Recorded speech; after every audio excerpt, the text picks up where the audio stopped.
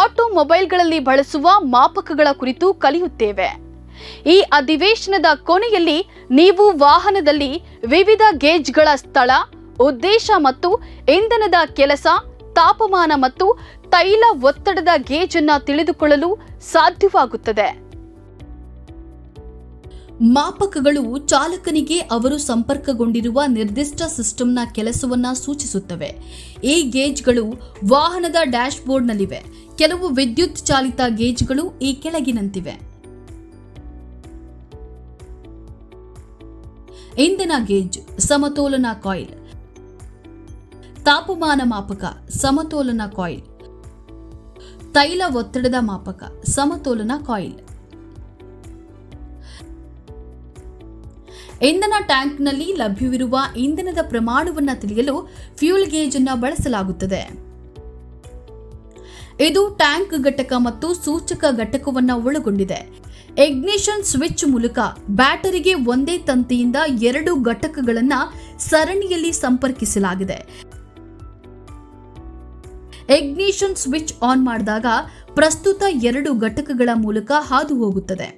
Tank ಘಟಕವನ್ನು ಇಂಧನ tank ಮತ್ತು ಸೂಚಕ ಘಟಕವನ್ನು ಡ್ಯಾಶ್ ಬೋರ್ಡ್ನಲ್ಲಿ ಅಳವಡಿಸಲಾಗಿದೆ. ಟ್ಯಾಂಕ್ ಘಟಕವು ಒಂದು ತುದಿಯಲ್ಲಿ ಫ್ಲೋಟ್ ಅಳವಡಿಸಲಾಗಿರುವ ಕೀಲು ತೋಳನ್ನ ಮತ್ತು ಇನ್ನೊಂದು ತುದಿಯಲ್ಲಿ ಸ್ಲೈಡಿಂಗ್ ಸಂಪರ್ಕವನ್ನ ಮತ್ತು ವೇರಿಯಬಲ್ ಪ್ರತಿರೋಧವನ್ನು ಒಳಗೊಂಡಿರುತ್ತದೆ. ಸ್ಲೈಡಿಂಗ್ ಸಂಪರ್ಕವು ರೆಸಿಸ್ಟೆನ್ಸ್ ಉದ್ದಕ್ಕೂ ಚಲಿಸುತ್ತದೆ. ಟ್ಯಾಂಕ್ನಲ್ಲಿನ ಇಂಧನದ ಮಟ್ಟ ಬದಲಾಗದಂತೆ ಫ್ಲೋಟ್ ಆರ್ಮ್ ಮೇಲಕ್ಕೆ ಮತ್ತು ಕೆಳಕ್ಕೆ ಚಲಿಸುತ್ತದೆ. ಫ್ಲೋಟ್ ಆರ್ಮ್ನ ಚಲನೆಯು ಸರ್ಕ್ಯೂಟ್ನಲ್ಲಿನ ವಿದ್ಯುತ್ ಪ್ರತಿರೋಧವನ್ನು ಬದಲಾಯಿಸುತ್ತದೆ. ಪ್ಯಾನೆಲ್ ಬೋರ್ಡ್ನಲ್ಲಿ ಗೇಜ್ ಘಟಕವನ್ನು ಅಳವಡಿಸಲಾಗಿದೆ. 2 ಟರ್ಮಿನಲ್ಗಳನ್ನು ಕ್ರಮವಾಗಿ ಟ್ಯಾಂಕ್ ಘಟಕದ ಟರ್ಮಿನಲ್ ಮತ್ತು ಇಗ್ನಿಷನ್ ಸ್ವಿಚ್ಗೆ ಸಂಪರ್ಕಿಸಲಾಗಿದೆ. ಇದು 2 ಸುರುಳಿಗಳನ್ನು ಮತ್ತು ಅದಕ್ಕೆ ಜೋಡಿಸಲಾದ ಮ್ಯಾಗ್ನೆಟ್ನೊಂದಿಗೆ ಪಾಯಿಂಟರ್ ಅನ್ನು ಒಳಗೊಂಡಿದೆ. ಇಂಧನ ಗೇಜ್ ಹೇಗೆ ಕಾರ್ಯನಿರ್ವಹಿಸುತ್ತದೆ ಎಂಬುದನ್ನು ನೋಡೋಣ. ಇಗ್ನಿಷನ್ ಸ್ವಿಚ್ ಆನ್ ಆಗಿರುವಾಗ ಬ್ಯಾಟರಿಯಿಂದ ಪ್ರಸ್ತುತವು ಸುರುಳುಗಳಿಗೆ ಹರಿಯುತ್ತದೆ ಮತ್ತು ಕಾಂತೀಯ ಕ್ಷೇತ್ರವನ್ನು ಉತ್ಪಾದಿಸಲಾಗುತ್ತದೆ. ಟ್ಯಾಂಕ್ ತುಂಬಿದಾಗ ಫ್ಲೋಟ್ ಮೇಲಕ್ಕೆ ಇರುತ್ತದೆ ಮತ್ತು ಸ್ಲೈಡಿಂಗ್ ಸಂಪರ್ಕವನ್ನು ಪ್ರತಿರೋಧ ಸುರುಳಿಯ ಮೇಲೆ ಹೆಚ್ಚಿನ ಪ್ರತಿರೋಧದ ಸ್ಥಾನಕ್ಕೆ ಚಲಿಸುತ್ತದೆ. ಸುರುಳಿಯ ಮೂಲಕ ಹರಿಯುವ ಪ್ರವಾಹವು ಸುರುಳಿಯ ಮೂಲಕವೂ ಹರಿಯುತ್ತದೆ. ಸುರುಳಿಯ ಕಾಂತೀಯತೆಯು ದುರ್ಬಲವಾಗುತ್ತದೆ. ಸುರುಳಿಯ ಕಾಂತೀಯತೆಯು ನಂತರ ಬಲಗೊಳ್ಳುತ್ತದೆ ಮತ್ತು ಆರ್ಮೇಚರ್ ಮತ್ತು ಪಾಯಿಂಟರ್ ಅನ್ನು ಡಯಲ್ನ ಪೂರ್ಣ ಭಾಗಕ್ಕೆ ಎಳೆಯುತ್ತದೆ. ಇಂಧನ ಮಟ್ಟವು ಕಡಿಮೆಯಾದಾಗ ತೊಟ್ಟಿಯಲ್ಲಿನ ಫ್ಲೋಟ್ ಕೆಳಗೆ ಬೀಳುತ್ತದೆ ಮತ್ತು ಪ್ರತಿರೋಧವು ಕಡಿಮೆಯಾಗುತ್ತದೆ. ಇದರಿಂದಾಗಿ ಸುರುಳಿಯ ಸುತ್ತಲಿನ ಕಾಂತೀಯ ಕ್ಷೇತ್ರವನ್ನು ಬಲಪಡಿಸುತ್ತದೆ ಮತ್ತು ಆರ್ಮೇಚರ್ ಮತ್ತು ಪಾಯಿಂಟರ್ ಅನ್ನು ಡಯಲ್ನ ಖಾಲಿ ಬದಿಗೆ ಒತ್ತಾಯಿಸುತ್ತದೆ. ಟೆಂಪರೇಚರ್ ಗೇಜ್ ಅನ್ನು ಎಲ್ಲ ಸಮಯದಲ್ಲೂ ಎಂಜಿನ್ನ ಕೂಲಿಂಗ್ ವ್ಯವಸ್ಥೆಯಲ್ಲಿ ನೀರಿನ ತಾಪಮಾನವನ್ನು ತಿಳಿಯಲು ಬಳಸಲಾಗುತ್ತದೆ. ಇದು ಎಂಜಿನ್ನ ಅಧಿಕ ಬಿಸಿಯಾಗದಂತೆ ಚಾಲಕನಿಗೆ ಎಚ್ಚರಿಕೆ ನೀಡುತ್ತದೆ. ಇದು ಸಿಲಿಂಡರ್ ಹೆಡ್ ಅಥವಾ ಸಿಲಿಂಡರ್ ಬ್ಲಾಕ್ನಲ್ಲಿ ಪೆಲೆಟ್ ರೂಪದಲ್ಲಿ ಎಂಜಿನ್ ಕೂಲೆಂಟ್ನಲ್ಲಿ ಮುಳುಗಿರುವ ಎಂಜಿನ್ ಘಟಕವನ್ನು ಒಳಗೊಂಡಿದೆ. ಇದು ವಿಶೇಷ ವಸ್ತುಗಳಿಂದ ಮಾಡಲ್ಪಟ್ಟಿದೆ. ಇದರ ವಿದ್ಯುತ್ ಪ್ರತಿರೋಧವು ತಾಪಮಾನವನ್ನು ಕಡಿಮೆಗೊಳಿಸಿದಾಗ ಹೆಚ್ಚಾಗುತ್ತದೆ ಮತ್ತು ತಾಪಮಾನವನ್ನು ಹೆಚ್ಚಿಸಿದಾಗ ಅದು ಕಡಿಮೆಯಾಗುತ್ತದೆ. ಅದನ್ನು ಪ್ಯಾನೆಲ್ ಬೋರ್ಡ್ನಲ್ಲಿ ಅಳವಡಿಸಲಾಗಿದೆ. ಡ್ಯಾಶ್ ಘಟಕವು ಡಯಲ್ ಪಾಯಿಂಟರ್, ಮ್ಯಾಗ್ನೆಟ್ ಮತ್ತು ಕಾಯಿಲ್ ಅನ್ನು ಒಳಗೊಂಡಿದೆ. ಗೇಜ್ನ 2 ಟರ್ಮಿನಲ್ಗಳು ಇಗ್ನಿಷನ್ ಸ್ವಿಚ್ ಮತ್ತು ಎಂಜಿನ್ ಘಟಕಕ್ಕೆ ಸಂಪರ್ಕ ಹೊಂದಿವೆ. ಆಪರೇಟಿಂಗ್ ಕರೆಂಟ್ ಅನ್ನು ಬ್ಯಾಟರಿಯಿಂದ ಇಗ್ನಿಷನ್ ಸ್ವಿಚ್ ಮೂಲಕ ಸರಬರಾಜು ಮಾಡಲಾಗುತ್ತದೆ.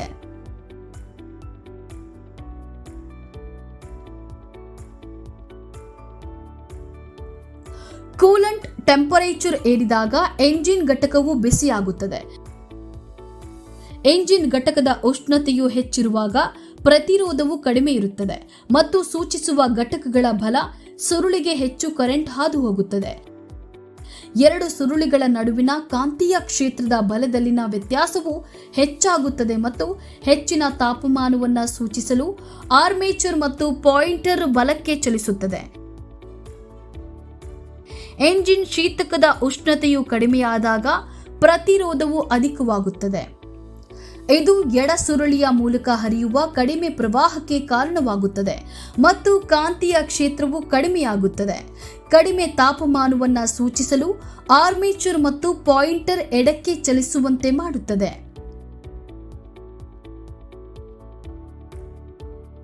ಆಯಿಲ್ ಪ್ರೆಷರ್ ಗೇಜ್ ಅನ್ನ ಎಂಜಿನ್ ಕೆಲಸದ ಸಮಯದಲ್ಲಿ ನಯಗೊಳಿಸುವ ತೈಲದ ಒತ್ತಡವನ್ನು ತಿಳಿಯಲು ಬಳಸಲಾಗುತ್ತದೆ ಮತ್ತು ನಯಗೊಳಿಸುವ ವ್ಯವಸ್ಥೆಯ ಯಾವುದೇ ಹಠಾತ್ ವೈಫಲ್ಯದ ವಿರುದ್ಧ ಚಾಲಕನಿಗೆ ಎಚ್ಚರಿಕೆಯ ಸಂಕೇತವಾಗಿ ಕಾರ್ಯನಿರ್ವಹಿಸುತ್ತದೆ. ಎರಡು ವಿಧದ ತೈಲ ಒತ್ತಡದ ಮಾಪಕಗಳು ಲಭ್ಯವಿವೆ. ಅವುಗಳೆಂದರೆ ಬೋರ್ಡಾನ್ ಟ್ಯೂಬ್ ಟೈಪ್ ಗೇಜ್ ಮತ್ತು ಬ್ಯಾಲೆನ್ಸಿಂಗ್ ಕಾಯಿಲ್. ಬೋರ್ಡಾನ್ ಟ್ಯೂಬ್ ಗೇಜ್ ಅನ್ನ ಇತ್ತೀಚಿನ ದಿನಗಳಲ್ಲಿ ವ್ಯಾಪಕವಾಗಿ ಬಳಸಲಾಗುವುದಿಲ್ಲ, ಯಾಕಂದ್ರೆ ಇದು ಕೆಲವು ನ್ಯೂನತೆಗಳನ್ನು ಹೊಂದಿದೆ. ಅಂದರೆ ಸಂಪರ್ಕಿಸುವ ಟ್ಯೂಬ್ ಕೀಲುಗಳಲ್ಲಿ ಸೋರಿಕೆಯಾಗುತ್ತದೆ. ಆಧುನಿಕ ವಾಹನಗಳಲ್ಲಿ ಬ್ಯಾಲೆನ್ಸಿಂಗ್ ಕಾಯಿಲ್ ಟೈಪ್ ತೈಲ ಒತ್ತಡದ ಮಾಪಕಗಳನ್ನು ಬಳಸಲಾಗುತ್ತದೆ. ಆಯಿಲ್ ಪ್ರೆಷರ್ ಗೇಜ್ ಎರಡು ಘಟಕಗಳನ್ನು ಒಳಗೊಂಡಿದೆ: ಎಂಜಿನ್ ಮತ್ತು ಡ್ಯಾಶ್ ಘಟಕ. ಎಂಜಿನ್ ಘಟಕವು ಡಯಾಫ್ರಾಮ್, ಸ್ಲೈಡಿಂಗ್ ಸಂಪರ್ಕ, ವೇರಿಯಬಲ್ ಪ್ರತಿರೋಧವನ್ನು ಒಳಗೊಂಡಿದೆ. ಡ್ಯಾಶ್ ಯೂನಿಟ್ ಮತ್ತು ಕಾಯಿಲ್ ಮತ್ತು ಅದರೊಂದಿಗೆ ಮ್ಯಾಗ್ನೆಟ್ ಅನ್ನು ಜೋಡಿಸಲಾದ ಪಾಯಿಂಟರ್ ಅನ್ನು ಒಳಗೊಂಡಿದೆ. ಎರಡು ಸುರುಳಿಗಳನ್ನು ಇಗ್ನಿಷನ್ ಸ್ವಿಚ್ ಮೂಲಕ ಬ್ಯಾಟರಿಯೊಂದಿಗೆ ಸರಣಿಯಲ್ಲಿ ಸಂಪರ್ಕಿಸಲಾಗಿದೆ. ತೈಲ ಒತ್ತಡದ ಹೆಚ್ಚಳವು ಡಯಾಫ್ರಾಮ್ ಅನ್ನು ಹೊರಕ್ಕೆ ತಳ್ಳುತ್ತದೆ. ಈ ಕ್ರಿಯೆಯು ಎಂಜಿನ್ ಘಟಕದಲ್ಲಿ ಪ್ರತಿರೋಧವನ್ನು ಹೆಚ್ಚಿಸುತ್ತದೆ. ಡ್ಯಾಶ್ ಘಟಕದ ಬಲಗೈ ಸುರುಳಿಯು ಎಡಗೈ ಸುರುಳಿಗಿಂತ ಕಾಂತೀಯವಾಗಿ ಬಲವಾಗಿರುತ್ತದೆ.